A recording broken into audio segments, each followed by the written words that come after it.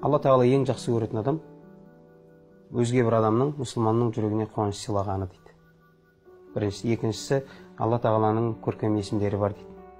Бізде 99 көркем есім бар, соның 82-шісі болу керек. Әл-Афу деген ат бар. Есім бар, Алла тағаланың көркем есімі. Соны айтады пайғамбар. Бір адамдарда сол Алла тағаланың көркем есімдері болады дейді, сипаты болады дейді. Кімдер десе, шамасы жетіп тұрып, кешіріп жібергендер дейді. Және бізде мысалы үшін намаз оқысаңыз сауап бар ма? Белгіленген ба? Үйде бір сауап, мешітте 27 сауап деп. Намаздың өзін Алла тағала сауабын есептеп беріп отырады.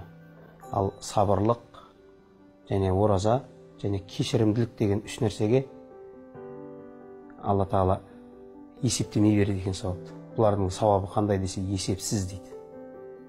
Сол үшін біз Алла тағаланың алдына үлкен күнәмен бара жатырмыз.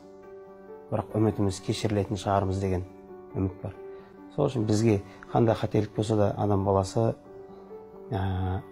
кешіріммен қараса, барлық нәрсені кешіруге болады. Жалпы, мысалы, Алла тағалаға серік қосқан адамды Алла кешпейді деп айтады.